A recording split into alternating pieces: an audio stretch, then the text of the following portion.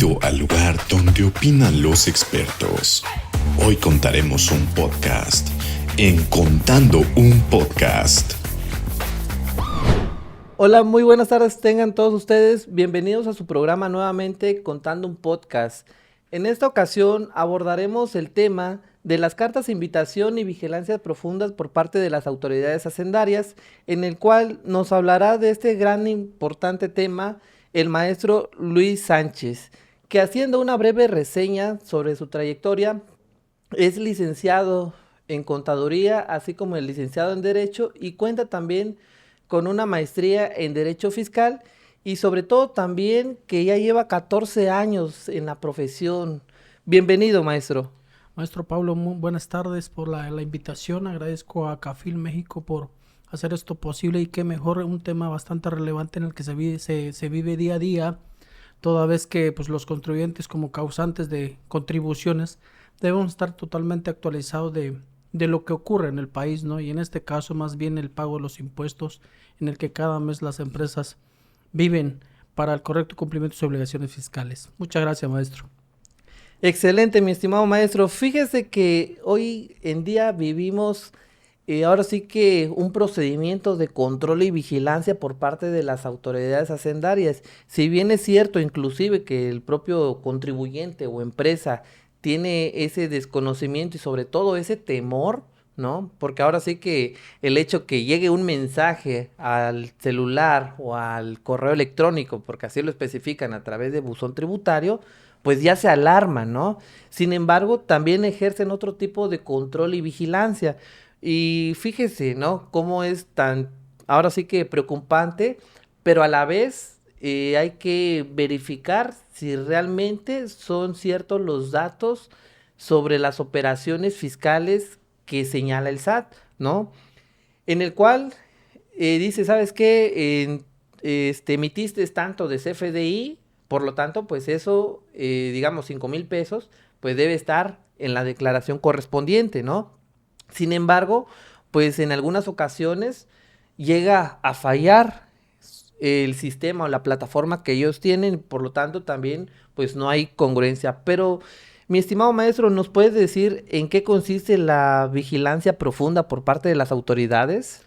Efectivamente, maestro Paulo, el asunto en el cual hoy se vierte atiende mucho en que hoy día la tecnología ha evolucionado tanto que para los contribuyentes se ha quedado un poquito mermado respecto a los constantes cambios en materia tributaria.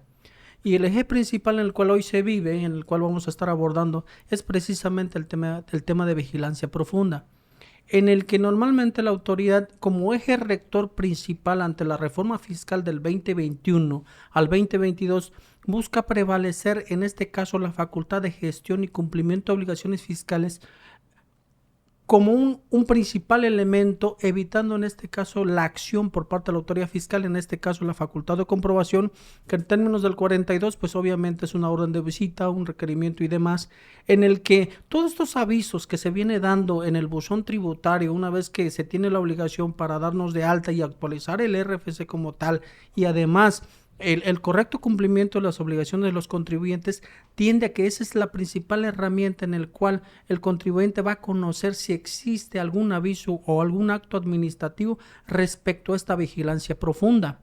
Tan es así que esta vigilancia profunda, como un eje principal por parte del Estado, busca a que exista esa simplificación administrativa, el cumplimiento espontáneo, en su caso el correcto cumplimiento de las obligaciones fiscales respecto a esta herramienta en el cual se simplifica y se concentra toda la información habida y por haber del contribuyente, toda vez que al final del día lo que busca el Estado es recaudar en el menor tiempo posible.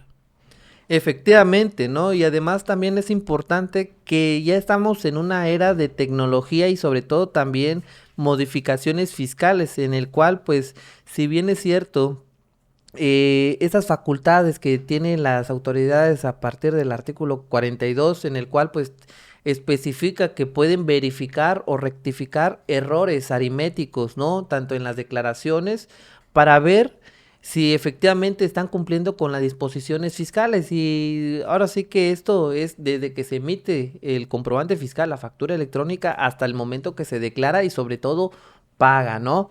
Pero hay en algunas ocasiones, ahora sí que tanto el contribuyente o el asesor o la propia empresa pues llega a tener este tipo de errores. Ahora sí que un número, un cero, pues cambia mucho, ¿no?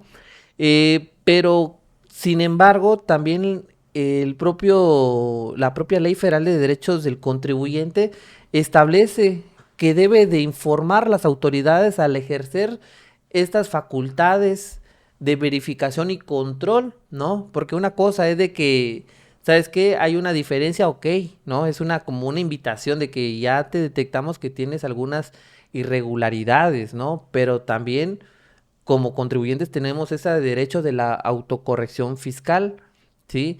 Pero ¿cuál sería el objetivo principal de estas cartas de invitación y control de vigilancia? Maestro, efectivamente lo que bien comentas es muy cierto y tenemos que atenernos a lo que prevé la Ley Federal de Derecho Contribuyente, su artículo 2 y 3, donde habla la debida difusión, así como la debida asistencia gratuita por parte del contribuyente.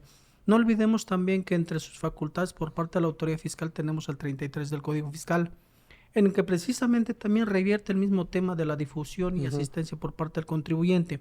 Sin embargo, ocurre en el día a día, en la praxis, de que el contribuyente se asusta mucho en la mayoría de los casos respecto a ese buzón tributario por celular o correo electrónico, de ese acto de que puede ser un mensaje o acto administrativo. No olvidemos que la vigilancia profunda es una facultad que tiene el Estado, sin embargo, no existe el acto de molestia, sin embargo, tiene un debido proceder en el cual se le puede dar la debida atención. El incumplimiento de la misma puede causar cualquier otro tipo de situaciones jurídicas, en este caso una sanción. Por lo tanto, la debida corrección o presentación a través de una normal o una complementaria, pues estamos hablando que es un tema de 73 del Código, la presentación espontánea, ¿no? Exacto. Sin embargo, también tiene la facultad del Estado, a través del 42 que bien comentas, para efectos de iniciar un procedimiento de comprobación. Sí. No olvidemos que el contribuyente tiene desde su obligación de determinar sus propias contribuciones, eso lo prevé el propio Código Fiscal en su artículo 6, ¿no? De la autodeterminación del pago y su entero. Pero también desde la base constitucional señala en su artículo 31, fracción cuarta, nos dice que debe pagar en proporción a la capacidad contributiva del contribuyente y obviamente pues desde ahí nace toda esta facultad del Estado, pero también tenemos que entender que esta vigilancia profunda como tal es una invitación desde mi punto de vista, puesto que no existe un acto de molestia, pero a la vez le debemos dar la debida atención, porque de ahí inicia situaciones jurídicas que pueden ser... que puede dar, no sé, en este caso al contribuyente un gasto extraordinario por el simple hecho de su omisión, ¿no? Así es, y además ahora sí que también estos actos que ejerce la autoridad, como bien lo menciona, no son actos de molestia, sin embargo, pues ya tiene todos los datos al alcance, ¿no? Y ahora sí que no solo base a los comprobantes fiscales, las facturas, y las declaraciones, sino que también debe tener en cuenta los depósitos que hace, está también tomando eso en consideración, está también las informativas que envían, ¿no? Y pues todo eso, como ya lo tiene todo a su alcance la propia autoridad, pues de cierta manera, pues ejerce un acto como de presunción, de que presumo que tuviste tanto de ingreso y declaraste o pagaste tanto, ¿no? Y por lo tanto, pues también la propia autoridad, inclusive lo ha mencionado en algunas ocasiones, pues tiene una meta de recaudación para que esa meta de recaudación pues se destine al gasto público. De hecho, maestro, efectivamente todos estos mecanismos, estas herramientas de fiscalización por parte del Estado, pues buscan en cierta manera simplificar el procedimiento, ¿no? Y obviamente en esos rectores que bien mencionaba hace rato, buscaba como una especie de alternativa para efectos de no darse la facultad de comprobación.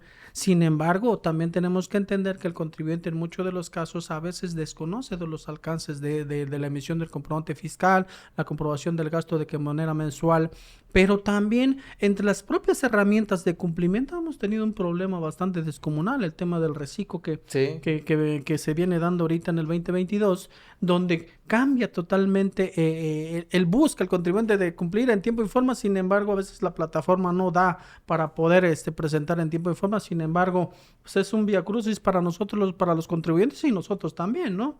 Pero al final del día, esta vigilancia profunda, tenemos que entender que es una especie de invitación que tiene un debido procedimiento, sin olvidar todos los alcances que tiene la Ley Federal de Derecho Contribuyente en el 13, 14, 15, 16, 17, de esta debida atención por parte de la autoridad fiscal, que tiene al final del día el Estado la obligación de informarnos en dónde se está incumpliendo, o en su caso esas diferencias que se están suscitando, y en su momento nosotros corregir la declaración si es que así lo prevé, ¿no? Efectivamente, y sobre todo también hay que ver de qué manera lo está realizando la autoridad, ¿no? Si es una meramente información o es un acto de molestia, pero también fíjate que no solo lo hace a través de cartas de invitación o a través de su procedimiento de vigilancia profunda, sino que en algunas ocasiones, inclusive hasta lo dice su propio reglamento interior del SADE a partir de su artículo 5, que puede ahora sí que, ¿cómo te diré? Realizar una atención al contribuyente de manera cercana, ¿no? Sin embargo, pues ahorita por la pandemia tengo entendido que las propias autoridades realizaron un acercamiento para algunos contribuyentes de manera de la plataforma Zoom, pero se puede realizar de manera presencial. Entonces, ¿cómo iniciaría ese procedimiento? Puede ser ahora sí que de manera por correo, que lo mandan las cartas de invitación, o puede ser de forma presencial y yendo a las oficinas de las autoridades. De hecho, el procedimiento central de la debida atención de este tipo de avisos por parte del Estado, en este caso el SAT, tiene dos mecanismos, que es la presencial, que es acudir a las oficinas de la autoridad, y el virtual, en este caso el Microsoft Teams, que Sí. es donde normalmente ha buscado el Estado tener ese medio de contacto por el tema del que hoy se vive, la pandemia que hoy se vive, el tema de SARS, en el que pues se busca y en su momento dan a conocer las diferencias que se tiene al representante legal, o en su caso el propietario. A partir de ahí, pues buscan de que se lleve a cabo el debido procedimiento de todas las diferencias de los ejercicios. Nos ha tocado en ciertos casos que no solo es de un ejercicio fiscal, que habla de 5 años, de que viene verificando, oye, ¿sabes qué? Emitiste un CFDI, por lo tanto tú me dices por qué pagaste 1 peso, por qué pagaste 2 pesos. ¿Sabes qué? No estoy de acuerdo. En su caso, con todos los elementos que tiene el contribuyente para poder desvirtuar algún hecho durante el procedimiento, en este caso la asistencia en línea, tendrá que señalar si efectivamente determinó correctamente sus contribuciones, o en su caso replanteará la presentación de esas declaraciones, o en su caso una especie de autocorrección fiscal, que en este caso, como no es autocorrección fiscal, básicamente es un tema de complementaria para poder enterar correctamente las obligaciones. Pero la omisión de esta, al final de cuentas, ese procedimiento tiene que, una vez concluido la debida atención o desvirtuar los hechos contenidos en el procedimiento, se tiene 10 días. Ahora, si después de esos 10 días no presentas o no pagas las contribuciones, quedamos ahí en la ambigüedad de qué va a pasar, ¿no? Sin embargo, en la praxis se ha dado que normalmente la autoridad fiscal, al omitir este tipo de requerimientos, solicitudes o avisos, daría lugar, o daría paso más bien a un procedimiento de visita en los términos del 42, que es la correcta verificación de las obligaciones fiscales del contribuyente.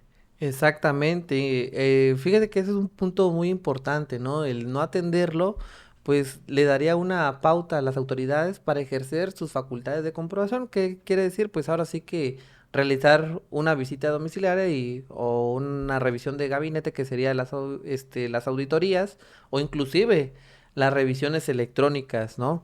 Pero ahora sí que, mi estimado maestro, fíjese que también otro punto tan importante que abordar, cómo lo puede atender el contribuyente, ¿no? Porque en su caso algunos dicen, algunas personas, asesores, contribuyentes, dicen, no, pues me envía un aviso de aclaración, con eso se subsana todo. Bueno, ¿y si la autoridad no queda satisfecha con ello? Bueno, entiéndase que la autoridad tiene la facultad discrecional de iniciar el procedimiento en el momento que lo requiera, siempre y cuando los plazos que prevé el 67 dé Sí. lugar para eso. En este caso, el tema de caducidad aplica para los 5 años a la fecha de presentación y el término propio.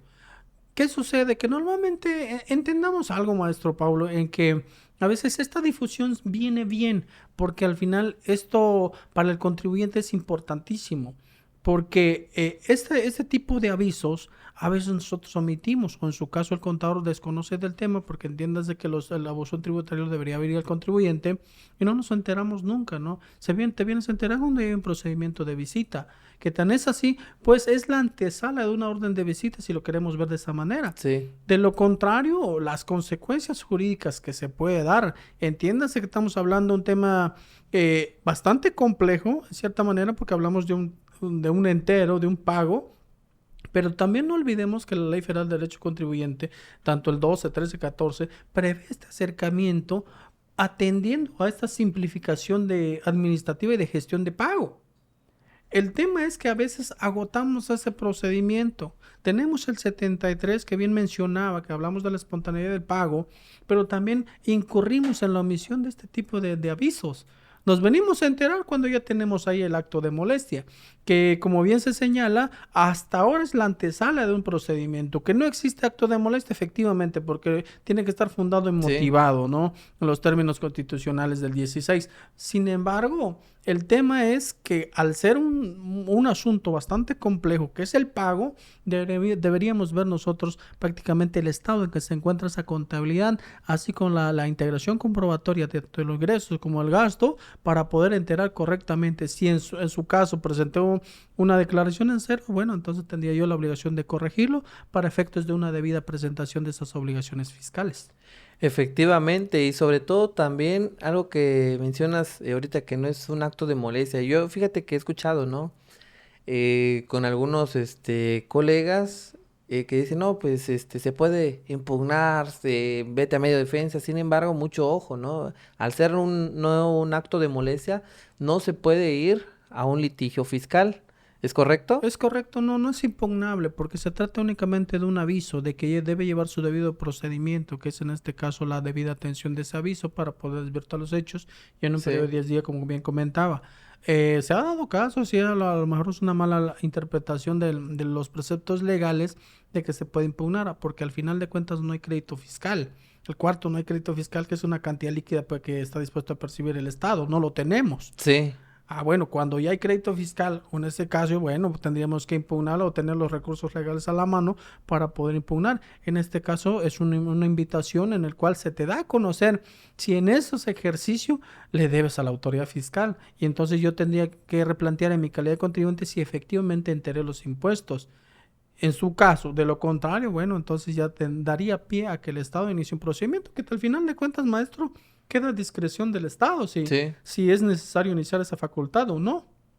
Queda en el aire totalmente esa facultad. Y sobre todo, también que las autoridades ejercen un costo-beneficio, ¿no? Es decir, pues te lo voy a mandar la carta de invitación, ¿no? De las diferencias y cuánto puedo recaudar por esa vigilancia. Si la recaudación, pues, no es ahora sí que es poco onerosa en ese sentido. Exactamente, pues va a decir la autoridad mejor hasta aquí, ¿no? O sea, que ahí muera, por así decirlo. Es como tocar un poquito, maestro, perdón que te interrumpa, en el tema de las cuentas incobrables, ¿no? Exacto. Si no tienes con qué pagar, con qué cobrar, pues entonces te sale mucho más caro esa gestión de PAE para poder cobrar un crédito fiscal, y en ese momento la autoridad a discreción propia tendrá que en su momento determinarla como tal, como incobrable. Efectivamente, y sobre todo también algo muy importante es de que el contribuyente, porque aquí abarca todo, ¿no? Contribuyente, asesores, terceros relacionados, ¿no? Tengan el debido cumplimiento de esas disposiciones. ¿Por qué? Porque ahorita estamos, como ya lo había mencionado en un principio, en una era de tecnología, pues existen los comprobantes, los famosos comprobantes fiscales, independientemente de la versión 3.3 o 4.0, el método de pago, ¿no? Pero en algunas ocasiones las autoridades no contemplan esa información a tal grado de que en automático lo refleja, ¿no? Y uno de esos casos que se vio la problemática cuando recién apareció el régimen simplificado de confianza, dice, oye, es que me está jalando todos los comprobantes fiscales, tanto los no cobrados como los cobrados en una sola exhibición. Sin embargo, pues también ahí la autoridad debería ¿cómo le diré? Pues actualizar sus mecanismos de control y vigilancia, porque al final de cuentas el perjudicado pues va a ser siempre el contribuyente. Sí, de hecho, maestro, el tema que bien comentas, el de reciclo, es un vía crucis porque a veces no actualiza la plataforma como tal. Sin embargo, tenemos que recalcar que efectivamente la emisión del comprobante fiscal es una responsabilidad del contribuyente, puesto que en muchos de los casos lo puedes dejar en PPD o cobrado en ese Sí. sentido, y que precisamente el 113 de la materia de renta prevé de que tiene que estar debidamente cobrado, ¿no? Entonces, pues obviamente tenemos que tener la debidamente integración de la información, en este caso el estado de cuenta bancario, para poder determinar si efectivamente fue cobrado o no fue cobrado el comprobante fiscal, para efectos de poder nosotros acumular en la plataforma y poder enterar correctamente, porque de ahí está también un tema bastante interesante, puesto que en su momento ya lo cobraste, pero no está acumulado, ¿no? Sí. O simplemente tendrías que actualizar nuevamente para poder, para que el sistema reconozca ese acumulado. En su momento también el complemento de pago fue emitido posterior al mes. Entonces, el complemento de pago, ¿en qué momento acumula? En el siguiente mes, ¿no? Entonces, deberíamos tener básicamente los papeles de trabajo de lo que compone lo efectivamente cobrado, que señala precisamente el Código Fiscal de la Federación en su artículo 28 y el reglamento 33 de cómo debemos tener correctamente integrados los papeles de trabajo, para efectos de que en su momento nos toque nosotros desvirtuar más bien las diferencias que se pueden dar respecto a esos impuestos en materia de IVA y ISR ante la autoridad fiscal, una vez que se tenga ahí en el buzón tributario los elementos, en este caso el primer acto administrativo. Así es, mi estimado maestro, y sobre todo, ahora sí que este nuevo régimen simplificado de confianza, ahora sí que valga la redundancia, pues surge para que las autoridades tengan un mejor control y vigilancia, ¿no? ¿Por qué? Porque pues ahora sí que ya tienen prellenadas las declaraciones con base a los comprobantes fiscales. Sin embargo, pues eso no quita el dedo del renglón que te sigan verificando, ¿sí? Ahora bien, ¿qué otras repercusiones fiscales pudiera llegar a tener el contribuyente en el caso de que, bueno, tanto independientemente lo atienda o no? Porque ya dijimos que es ahora sí que es como una carta invitación, ¿no?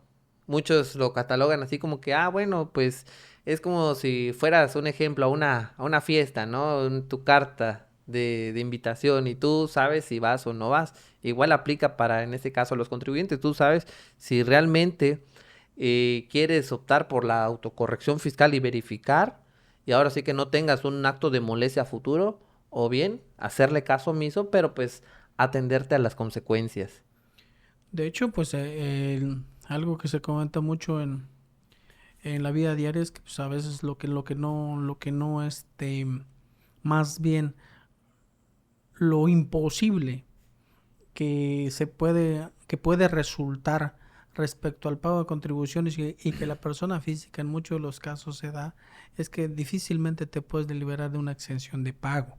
En este caso el impuesto a la renta o el IVA, salvo se toque un tema de caducidad, ¿no? Sí. Sin embargo, efectivamente lo que bien comentas, el hacer caso omiso a un aviso, en este caso, que no le puedes dar cumplimiento porque no llegó. ¿Estamos de acuerdo? Porque Sí. simplemente no me notificaron el documento, simplemente no abrí el buzón tributario y no se me dio a conocer las diferencias que tengo. Sin embargo, el contribuyente tiene la obligación misma de replantear la forma de cumplimiento de esas obligaciones, porque aquí recae la omisión. En efecto, ¿cuál sería uno de los elementos principales para poder de esta omisión? Un efecto sería más bien una notificación por buzón tributario el requerimiento de obligaciones omitidas, Sí. que es la primera infracción, que da lugar a una imposición de una multa por cada obligación. ¿Qué más sucede? Bueno, Otra consecuencia que podría darse en ese supuesto sería el 42, un inicio de facultades de comprobación. Pero el 70 mismo dice que hay una multa por no cumplir con esa obligación. Pero el 81 ya me regula, esa fracción primero me regula el monto del pago sobre la conducta. No olvidemos también que tanto la infracción como tal se puede dar, pero existen los elementos de defensa que por ahí creo que tiene refresco en la memoria en cuanto a que hay diversos precedentes de que pues no da lugar a la imposición de la multa en el término del 81 porque pues no viene señalada tal cual, más bien impreciso o ambigua la imposición de esa multa, pero estamos hablando que es una defensa en ese sentido que al final de cuentas recae para el contribuyente el pago de honorarios de ser así. Sin embargo, también no olvidemos que el ómnibus fiscal también tiene la facultad de asistencia para el contribuyente, pero a la luz de lo que hoy ocurre, tendríamos que tener un poco de cuidado en la presentación de las obligaciones. Porque también no olvidemos que el 93, vinculadas al 105, 106, 107, 108, 109, 110 del defraudación fiscal, ¿no? Entonces tendríamos que determinar más bien un análisis profundo en el tema de cuantía para ver el impacto económico en cuanto al detrimento patrimonial para el Estado. Sin embargo, tendríamos que tener más bien una postura con el asesor o quien dé lugar a su análisis para analizar efectivamente si he cumplido o no he cumplido con esas obligaciones, que de lo contrario estaríamos entrando en un tema bastante complejo en cuanto a un tema de fraude fiscal.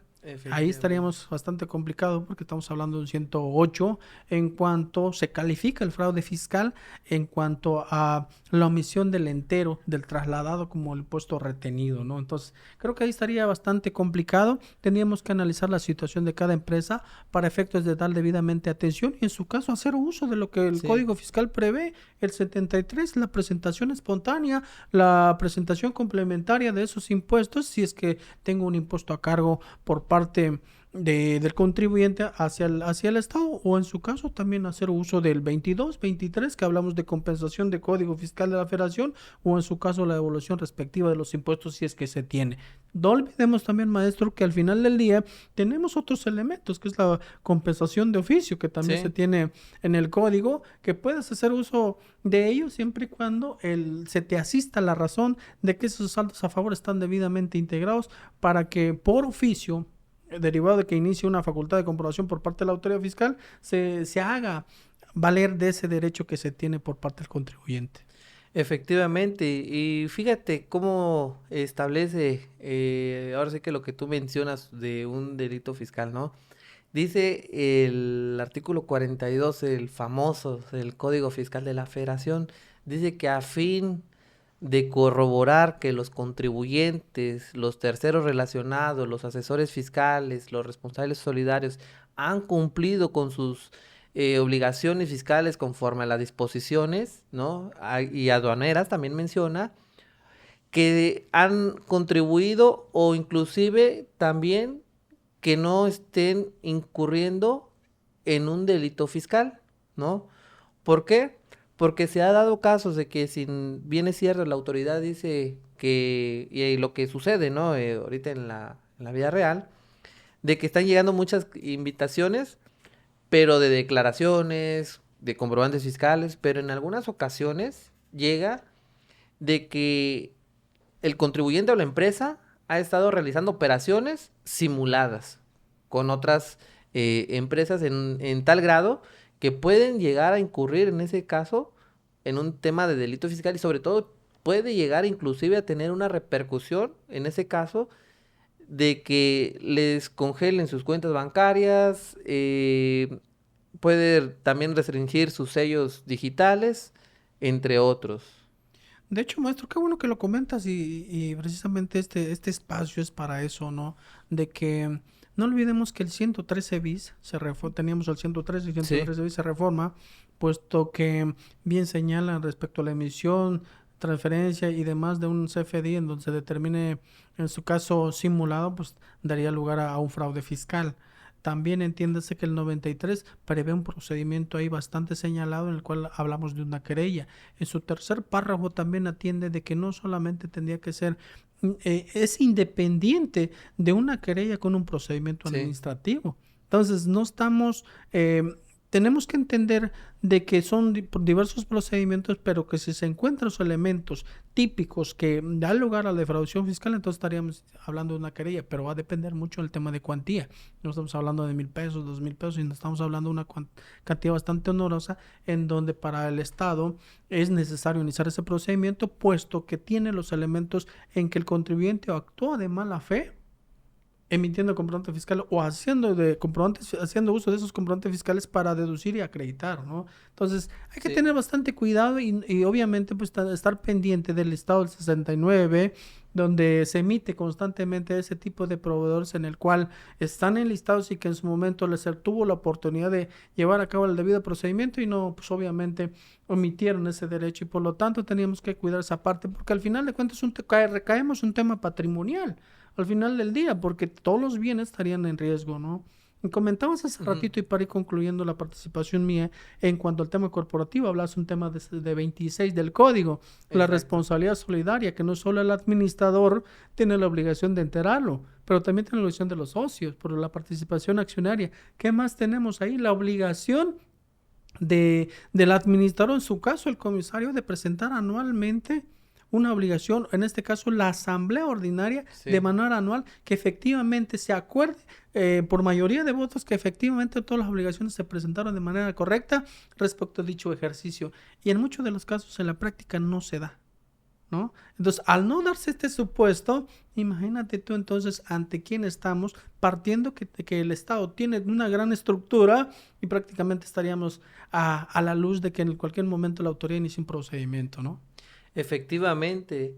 Y ya para concluir, mi estimado maestro, fíjese que en algunas ocasiones también me mencionan en ese sentido de que, oiga, Milik, contador, ¿será efectivo o no revivir al muerto? ¿No? En el caso de que, bueno, me llegó una invitación a través de una vigilancia profunda de 3 o 4 años, ¿no? Pero ahí usted mencionó una caducidad de 5 años.